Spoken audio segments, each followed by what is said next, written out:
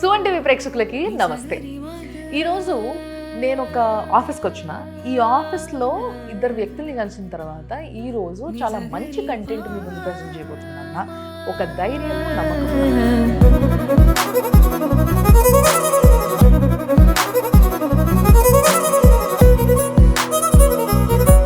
నేను వచ్చేసిన dispute resolution hub అనే ఆఫీస్.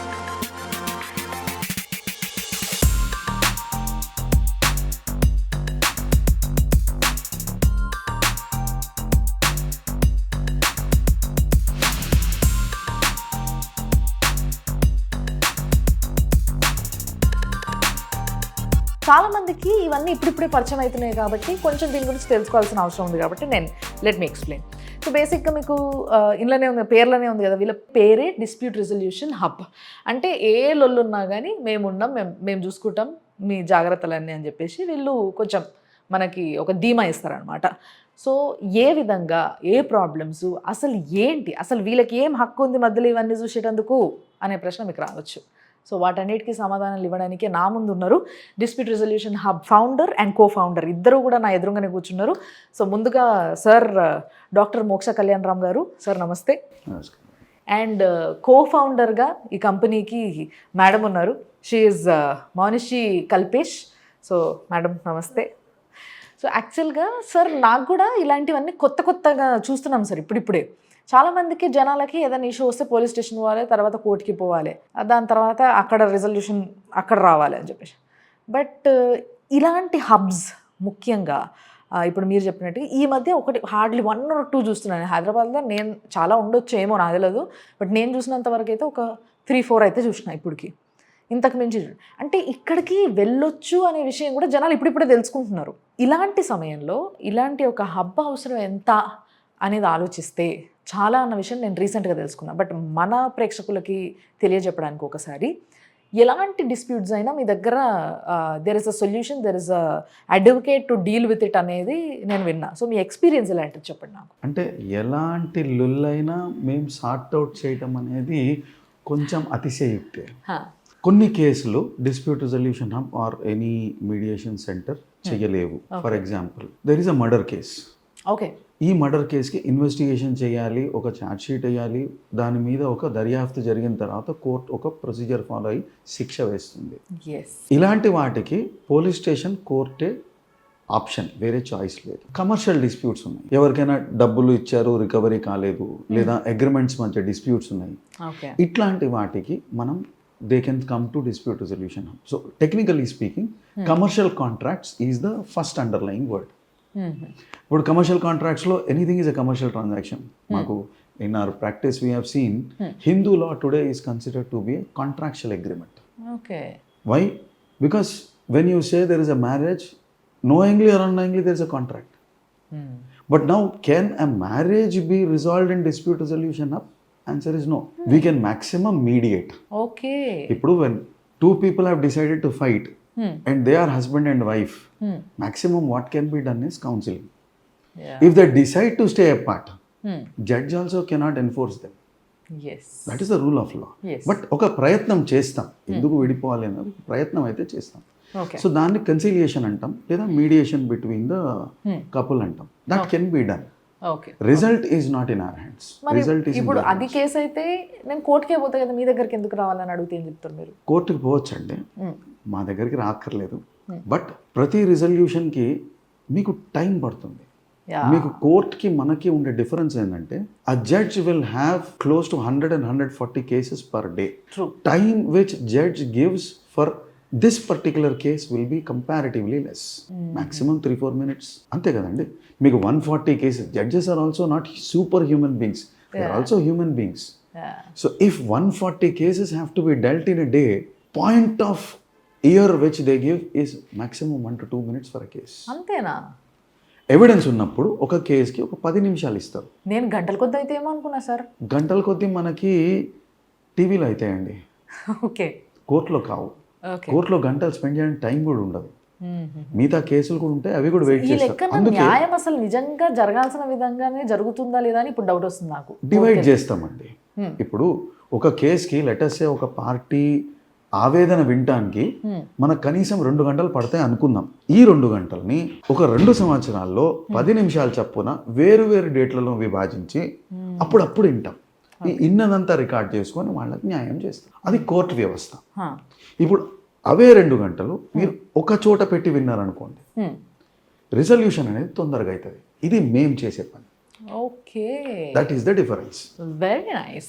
కోర్టుకి మాకు ఉన్న డిఫరెన్స్ ఏంటంటే కాన్సన్ట్రేషన్ ఉంటుంది, ఇష్యూస్ ఫ్రేమ్ చేస్తాము, జరిగే రికార్డింగ్స్ ఏవైతే ఉంటాయో ఇవి ప్రొసీజరల్గా కాంప్రహెన్సివ్ రికార్డింగ్ చేస్తాము. ప్రతి ప్రొసీడింగ్కి సంబంధించిన మినిట్స్ని మనం పార్టీస్కి ఇస్తాము. రేపు నేను ఇది అనలేదు అని చెప్పడానికి ఆస్కారం లేకుండా ఉంటుంది మన దగ్గర. ఓకే ఓకే, కోర్టులో ఆడియో వీడియో రికార్డింగ్ చాలా శ్రద్ధగా ఒక కేసుని గో త్రూ అయ్యి ఏం చేయాలనేది మీరు డెసిషన్ తీసుకుంటారు అక్కడ.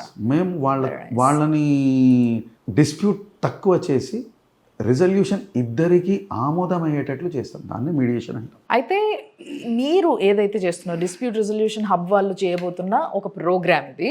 ఈ ప్రోగ్రామ్ గురించి ఈరోజు నేను తెలుసుకొని రావడం జరిగింది. That is national mediation competition అని చెప్పేసి ఒక 28th and 29th of September మన హైదరాబాద్లో జరగబోతున్న ఒక కాంపిటీషన్ ఇది. దీంట్లో ఎవరెవరు పార్టిసిపేట్ చేయొచ్చు, అసలు ఎందుకు పార్టిసిపేట్ చేయాలి, వాళ్ళకి వచ్చే లాభం ఏంటి, ఈ విషయాలన్నీ నేను తెలుసుకోవడానికి నేను మేడంతో మాట్లాడతా first. So madam, what does this programme belongs to? అంటే ఏంది అసలు, ఏం చేయబోతున్నాయి? నేషనల్ మీడియేషన్ అంటే ఏంటి? So mediation is a process wherein a third party neutral mediator is appointed. Suppose agar do party jhagad rahi hai and they are not able to reach an amicable solution or any resolution, so a mediator is appointed. So what this mediator will do, he will not impose his decision on the parties, he will try to negotiate with the parties, he will make them aao baith ke baat karte hain. So first this will be done and this mediator will help them reach an amicable solution. Okay. So now what this mediator will do is he will help, while helping them in reaching this amicable solution, there is a process or a procedure which has to be followed. So most of the law students are not aware of how this procedure has to be followed. And one more thing is, the law students while studying law, they only think that we have to practice in courts. So there are many people, बहुत सारे students ऐसे होते हैं जिनको law practice में they don't want to go to the courts, they want to explore other opportunities what are available to them, apart from visiting the courts and going to waiting in the courts for a long time when the number will be come down and that. So when the law students are trying to explore the other opportunities other than regular court practice, we thought why not we introduce a national mediation competition which will help these law students or the final year law students who have just completed their LLB and are trying to earn or stand on their own feet. So we are conducting this mediation competition to help these law students understand that the mediation procedure, how this mediation has to be conducted, what are the procedures which are involved in this mediation, and then they can explore other opportunities which will help them in their career. So this mediation competition is for the law students. So madam చెప్పింది సింపుల్గా నేను తెలుగులో చెప్తాను మీ అందరి కోసం, ఎందుకంటే తెలుగు ప్రేక్షకులు ఎక్కువ కాబట్టి మనకి. సో మేడం చెప్పింది ఏంటంటే, ఈ నేషనల్ మీడియేషన్ కాంపిటీషన్ పెట్టడానికి ముఖ్యమైన కారణం ఏంటంటే, లా కంప్లీట్ చేసుకొని ఎవరైతే స్టూడెంట్స్ కొంచెం ఎక్కువ ఎక్స్ప్లోర్ అవ్వాలి అంటే, ఎలాంటి కేసులు వస్తే వాటిని ఎట్లా వాదిస్తారు, ఏం జరుగుతుంది, అసలు ఎట్లుంటుంది వ్యవస్థ, అసలు ఏం చేయాలి మన డ్యూటీ అని తెలుసుకుంటాం. అంతే కదా, మనం చదువుకున్న దానికి మనం చేసే పనికి చాలా డిఫరెన్స్ ఉంటుంది. డాక్టర్లైనా అంతే, యాక్టర్లైనా అంతే, అడ్వకేట్లైనా అంతే. ఎందుకంటే ప్రాక్టికల్గా మనం ఒకసారి బరిలకు దిగిన తర్వాత అక్కడ అంతా కథ వేరేలా ఉంటుంది. ఆ వ్యవస్థనంతా కూడా కంట్రోల్ చేసే శక్తి ఈ పలానా వ్యక్తికి ఉంటేనే అక్కడ ఆయన సాధించగలుగుతాడు. సో ఎవరైతే లా చేసిన స్టూడెంట్స్ ఉన్నారో వీళ్ళందరూ కూడా గంటల కొద్ది కోర్టు దగ్గర వాళ్ళ నంబర్ ఎప్పుడు వస్తుంది, ఎప్పుడు కేసుకి మనం అటెండ్ అవ్వాలి, చూడాలి, వాదించాలి, ఇవన్నీ అంటే ఇదంతా కూడా చేయడానికి చాలా టైం పడుతుంది, చాలా టైం వేస్ట్ అవుతుంది. వీళ్ళకి కొంచెం బయట ఏం జరుగుతుంది, బయట ఎట్లుంటుంది అసలు వ్యవస్థ, అసలు దీన్ని ఏ విధంగా మనము నేర్చుకోవచ్చు అనే ఒక ఆరాటంతో ఉన్న స్టూడెంట్స్ అందరూ కూడా తప్పకుండా కూడా ఈ కాంపిటీషన్లో పాల్గొంటే మీకు ఇది బెస్ట్ ఆపర్చునిటీ అని చెప్పచ్చు. ఎందుకు అనంటే, నేషనల్ మీడియేషన్ కాంపిటీషన్ అని పేర్లోనే ఉంది కాబట్టి, ఒక ఇద్దరు వ్యక్తుల మధ్యలో ఒక డిస్ప్యూట్ ఉన్నప్పుడు దాన్ని సమపాలంగా ఇద్దరిని కూర్చోబెట్టి అసలు ఎట్లా, మామూలుగా ఒక పరేషాన్ ఉంటేనే వాళ్ళిద్దరిని కూర్చోబెట్టి మాట్లాడాలంటే ఇటు ఇల్లు తలకాయ తినేస్తారు. సో దీన్ని మేనేజ్ చేయగలిగే శక్తి ఉన్న వ్యక్తి అసలైన అడ్వకేట్. సో ఈ ఎక్స్పీరియన్స్ సంపాదించుకోవాలంటే ఎన్ని కోట్లు ఖర్చు పెట్టినా రాదు ఇలాంటి ఎక్స్పీరియన్స్.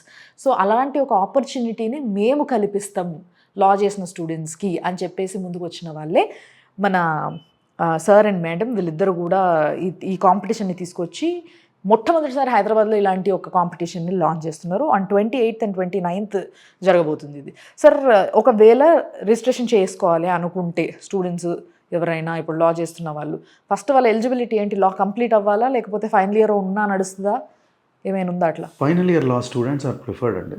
ఓకే. ఎందుకంటే 5th సెమిస్టర్లో వీళ్ళకి ఏడిఆర్ అనే సబ్జెక్ట్ ఉంటుంది. సో ఆల్రెడీ సబ్జెక్ట్ నేర్చుకొని ఉంటారు కాబట్టి, చదువుకుంటారు కాబట్టి వాళ్ళు ఈ ప్రోగ్రాంలో కాంపిటీషన్లో పార్టిసిపేట్ చేయడానికి ఉంటుంది. ఓకే. Group of 3 people. ఒకళ్ళే వచ్చి నేను పార్టిసిపేట్ చేస్తా అంటే కుదరదు. It's a group of 3 who have to join.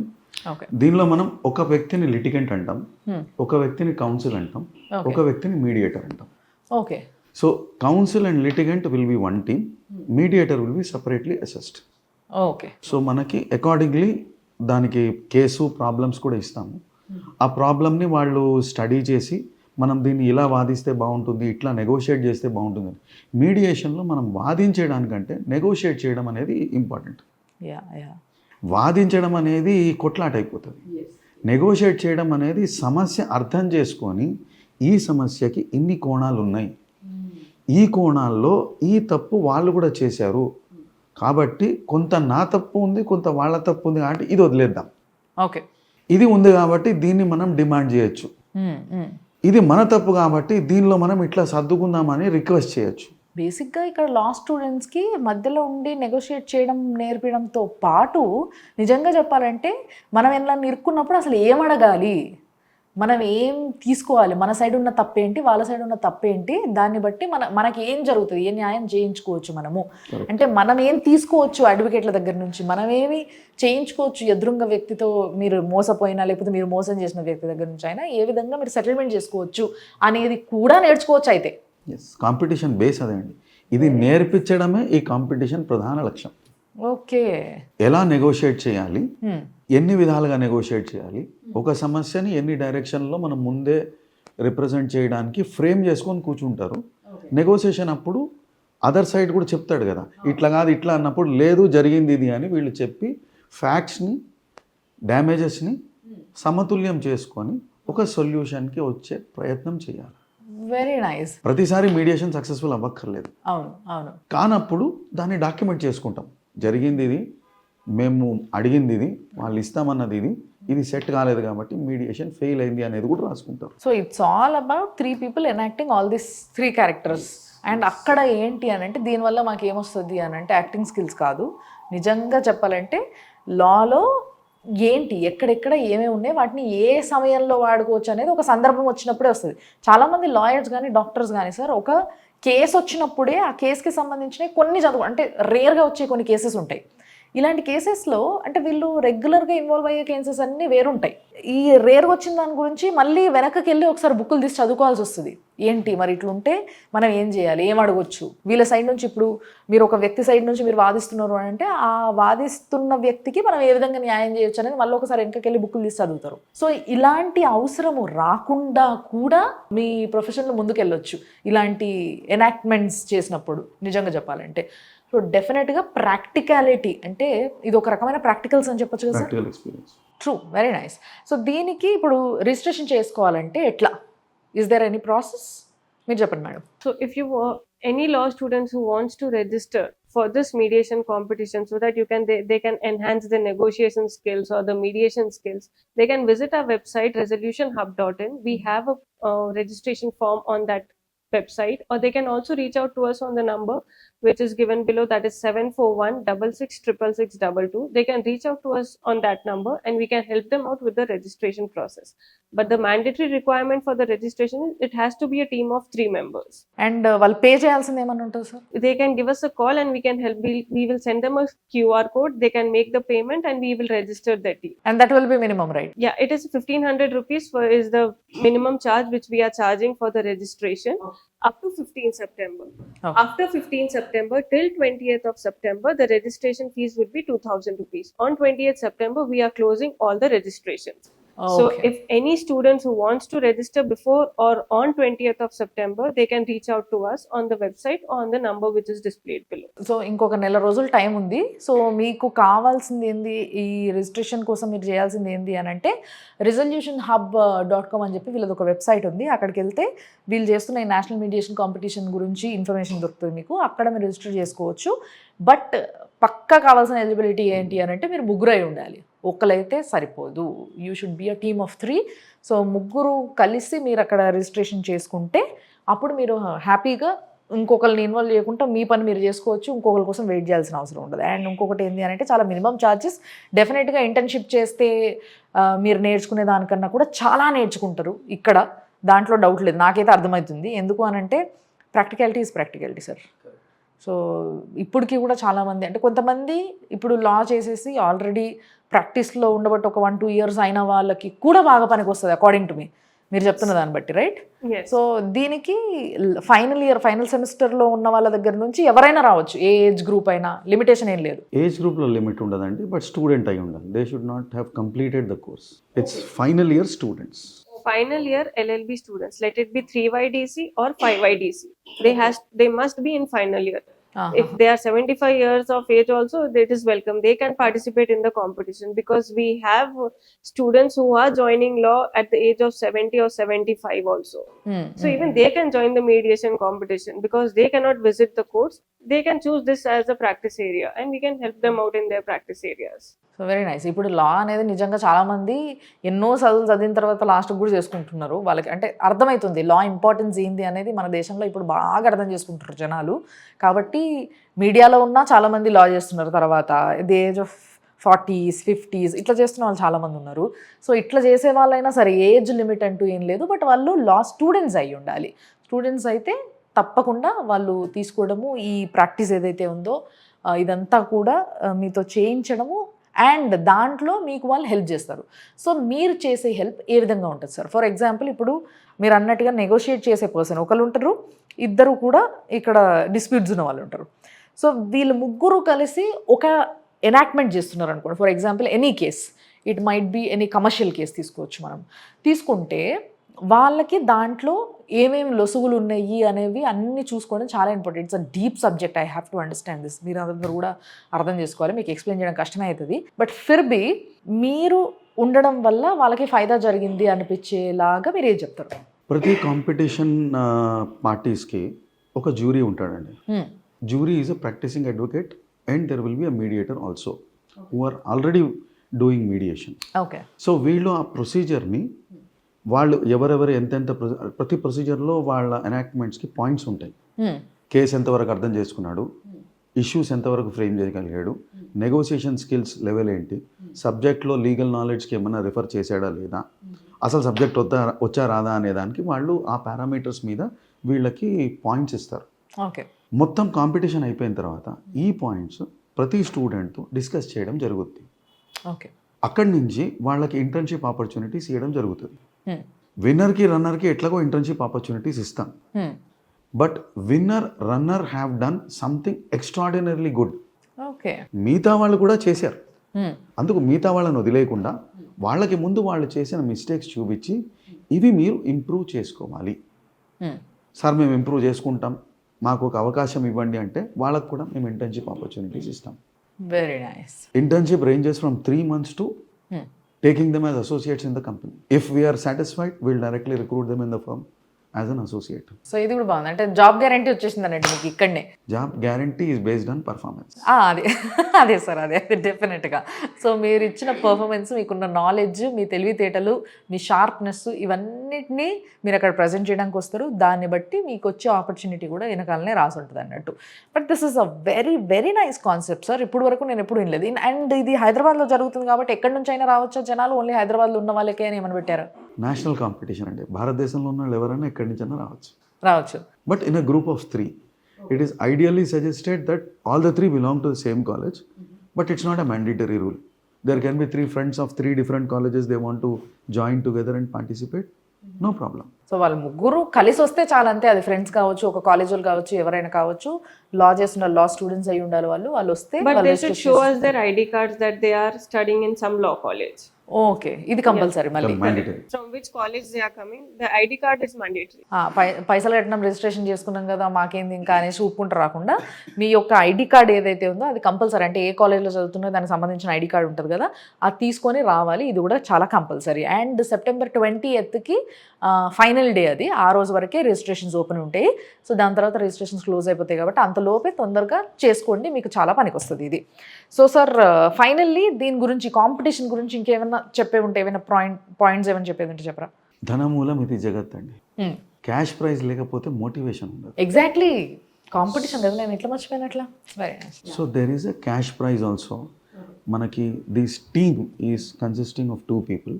So టీమ్కి ఒక separate winner runner cash prize ఉంటుంది, అండ్ మీడియేటర్కి విన్నర్ రన్నర్ క్యాష్ ప్రైజ్ ఉంటుంది. These cash prizes are already displayed on the website.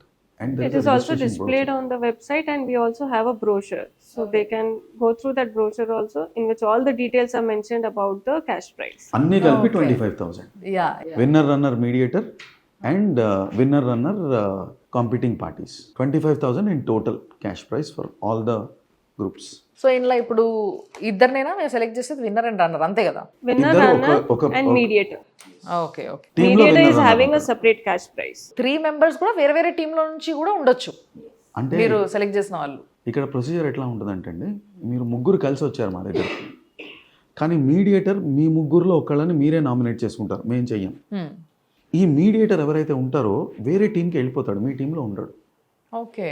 So మీడియేటర్లందరూ ఇప్పుడు మీ టీము వాళ్ళ టీము, 2 టీంలు కలిశారు.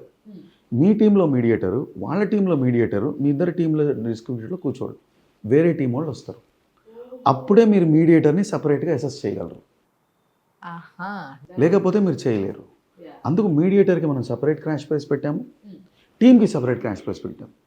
Okay. మా ముగ్గురులో ఎవరు మీడియేటర్ అనేది వాళ్ళ ముగ్గురికి అవకాశం ఇచ్చాం, మీరే డిసైడ్ చేసి చెప్పండి, మేము చెయ్యం. బట్ మీడియేటర్ అయితే ఉంటారో మీతో పాటు ఉంటాడు. అండ్ ఈ కాంపిటీషన్కి ఎవరైనా చీఫ్ గెస్ట్లు ఎవరైనా వస్తున్నారా sir? Retired judges we're putting on list. Okay.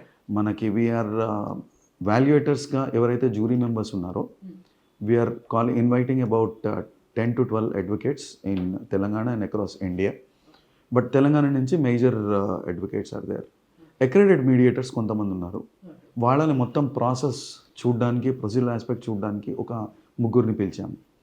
చాలామంది కాలేజెస్కి సంబంధించిన ఫ్యాకల్టీస్ కూడా పార్టిసిపేట్ చేసి చూద్దాం అసలు ఎలా ఉంటుంది అనే కుతూహలం ఉన్న ఫ్యాకల్టీస్ కూడా మనం ఇన్వైట్ చేస్తున్నాం. Any college faculty who has seen our advertisement, and if they are willing to come down to our premises and look how the mediation competition is conducted, they are most welcome. So హైదరాబాద్లో ఎక్కడ sir ఇది venue? Begumpet అండి. బేగంపేటలో అంటే మీ ఆఫీస్లో? పైన we have one more floor. In that floor we have entire okay. third floor is where the competition is held. Okay. Second floor is where we have courtrooms. Okay, done. This will be the final room where the finals will be conducted, is this room. So వీళ్ళ దగ్గర నిజంగా ఒక మంచి court room కూడా ఉందన్నమాట. నిజంగా చాలా బాగా డిజైన్ చేసుకున్నారు వీళ్ళు. ఇలాంటి ప్లేస్లో మనం ప్రజెంట్ చేస్తే మనకు సెల్ఫ్ కాన్ఫిడెన్స్ వస్తుంది అన్నట్టు. బేసిక్గా మనము ఒక పెద్ద వేదిక మీదకి వెళ్ళినప్పుడు కొంచెం టెన్షన్ పడతాం. సో దానికి ముందు మనకి ఇలాంటి ఒక రిహార్సల్ కావాల్సిందే. అందుకోసమే ఇలాంటి ఒక మంచి కాంపిటీషన్ని వీళ్ళు చేపట్టిండ్రు. సో ఈ కాంపిటీషన్లో మీరు కూడా రిజిస్ట్రేషన్ చేసుకోండి. అండ్ మీకు క్యాష్ ప్రైజ్ కూడా ఉంది కాబట్టి దాన్ని కొట్టడానికి ట్రై చేయండి. దాని తర్వాత జాబ్ కూడా కొట్టచ్చు. సో ఇట్లాంటి అన్ని ఆపర్చునిటీస్ ఒకదాని వెనకాల ఒకటి దీనికి రిలేట్ అయి ఉన్నాయి. వీళ్ళ యొక్క ఆఫీస్ అడ్రస్తో పాటు నంబరు, ఏ నంబర్తోనంటే ఫోన్ నెంబర్కి కూడా మీరు ఫోన్ చేసి రిజిస్ట్రేషన్ చేసుకోవచ్చు. సో ఆ నంబరు అండ్ వెబ్సైటు అన్నీ కూడా మీకు స్క్రీన్ పైన కంటిన్యూస్గా డిస్ప్లే చేయడం జరుగుతుంది. సో అది చూసి ఎవరైతే లా స్టూడెంట్స్ ఉన్నారో వాళ్ళ ఏజ్ గ్రూప్ ఎంతైనా ఉండని, కానీ కంపల్సరీ కావాల్సిందల్లా మీరు చదువుకుంటున్న కాలేజ్ది ఏదైతే ఐడి ఉంటుందో మీది, లా కాలేజ్ది, సో ఆ ID compulsory and team of 3 compulsory. ఇవి తప్పితే మీకు వేరే ఇంకేమీ అడగరు వీళ్ళు. ఓన్లీ థింగ్ ఇస్ మీరు రిజిస్ట్రేషన్ చేసుకోవాలి. అది కూడా సెప్టెంబర్ 20 తారీఖు లోపు చేసుకోవాలి. సో స్క్రీన్ పైన డిస్ప్లే అవుతున్న నంబర్స్కి ఫోన్ చేసి చేసుకోవచ్చు అండ్ వెబ్సైట్కి కూడా మీరు విజిట్ అయ్యి చేసుకోవచ్చు. సో ఇలాంటి ఇంకా ఇన్ఫర్మేషన్ చాలా నేను సార్ అండ్ మేడం వాళ్ళ దగ్గర నుంచి తీసుకున్నప్పుడు మీకు డెఫినెట్గా ఇస్తాను. బట్ నాకు తెలిసి ఇక్కడ అంతా కూడా మీకు డీటెయిల్గా వచ్చేసి ఉంటుంది. ఇంకేమైనా డౌట్స్ ఉంటే కూడా మీరు ఆ కింద కనిపిస్తున్న నెంబర్కి ఫోన్ చేసి కనుక్కోవచ్చు. సో అది ముచ్చట. Thank you so much sir. Thank you madam. Thank you. So మీరు కూడా చూస్తూనే ఉండండి సుమన్ టీవీ. ఇలాంటి మంచి ఆపర్చునిటీస్, జాబ్ ఆపర్చునిటీస్ కూడా మేము ఇట్లా డిస్ప్లే చేస్తూ ఉంటాం.